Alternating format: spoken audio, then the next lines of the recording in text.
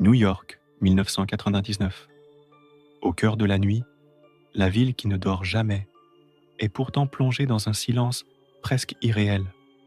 Dans le hall d'un immeuble cossu de Manhattan, un homme attend. Appelons-le Arthur. Il est tard, près de 3 heures du matin. Seul, il appelle l'ascenseur. Les portes métalliques s'ouvrent dans un léger grincement. Arthur entre, se retourne brièvement vers la caméra de surveillance du hall. Un geste anodin, presque machinal.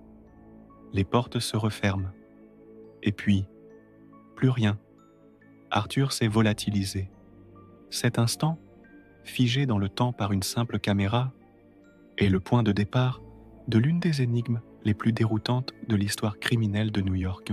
Lorsque les portes de cet ascenseur se sont refermées sur Arthur, cette nuit-là, elles ont aussi scellé son destin dans un mystère impénétrable.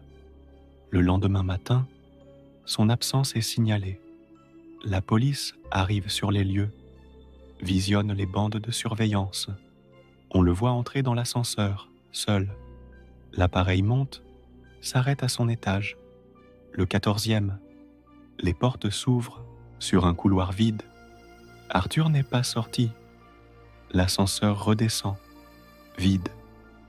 Comment un homme peut-il disparaître d'une cabine d'ascenseur en mouvement, entre 2 étages? C'est la question qui hante les enquêteurs. Les premières heures de l'enquête sont frénétiques. La police inspecte l'immeuble du sous-sol au toit. Chaque recoin est passé au peigne fin. L'ascenseur lui-même devient la pièce à conviction principale. Des techniciens le démontent presque entièrement. Ils examinent la cage, les câbles, le toit de la cabine, la fosse en bas. Y a-t-il une trappe secrète? Un passage caché? Absolument rien. La cabine est une boîte de métal hermétiquement close. Aucune issue possible, aucune trace de lutte, aucune goutte de sang, aucun indice matériel. C'est comme si Arthur avait été effacé de la réalité entre le rez-de-chaussée et le 14e étage. Les enquêteurs se tournent alors vers la vie d'Arthur. Qui était-il vraiment? Un homme d'affaires discret, sans histoire en apparence. Pas d'ennemis connus, pas de dettes de jeu, pas de liaisons suspectes. Sa vie privée est épluchée, ses comptes en banque analysés, ses relations passées au crible. Rien ne laisse présager une fuite organisée ou un acte criminel. Ses proches le décrivent comme un homme stable, routinier, heureux. L'idée qu'il ait orchestré sa propre disparition semble improbable. Alors, que s'est-il passé dans cette boîte métallique suspendue dans le vide? Face à l'absence totale de preuves, les théories les plus folles commencent à émerger.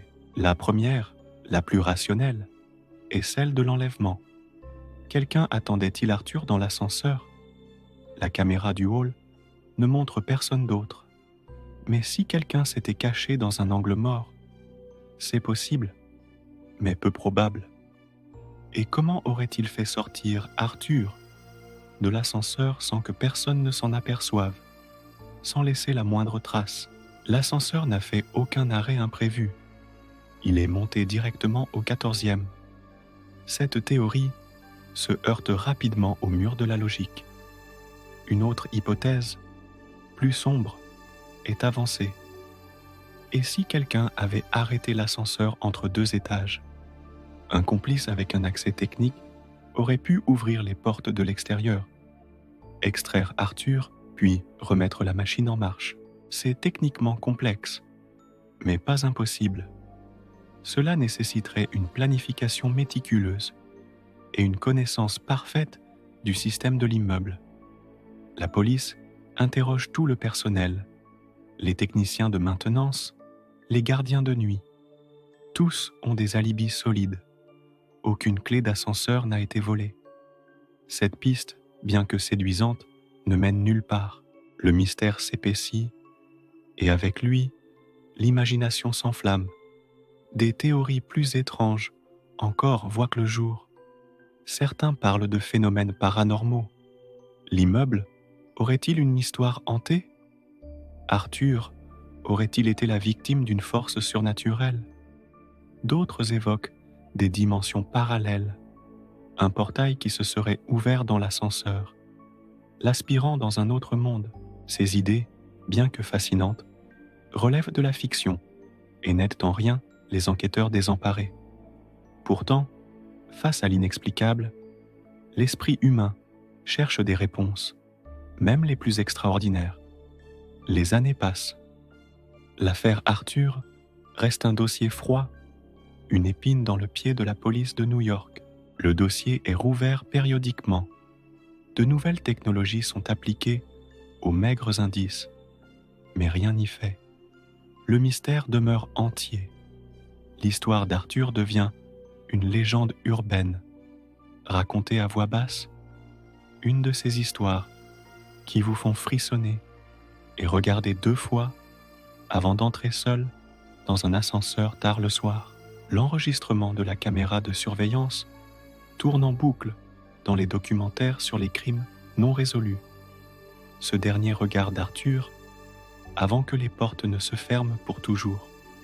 Aujourd'hui, plus de 20 ans après, le sort d'Arthur est toujours inconnu. Est-il sorti vivant de cet immeuble? A-t-il été victime d'un crime, d'une ingéniosité diabolique? Ou la vérité est-elle encore plus étrange que tout ce que nous pouvons imaginer? Cette histoire nous rappelle une vérité troublante. Parfois, les murs n'ont pas besoin d'oreilles pour garder un secret. Parfois, un simple trajet de quelques secondes entre 2 étages peut suffire à vous faire basculer hors du monde connu. La question reste suspendue, flottant dans la cage d'ascenseur vide. Où est passé Arthur?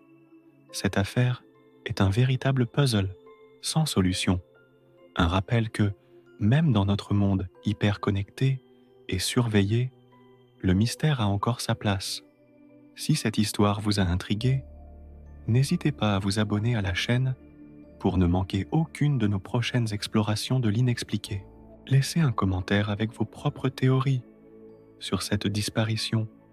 Merci de nous avoir suivis et à très bientôt.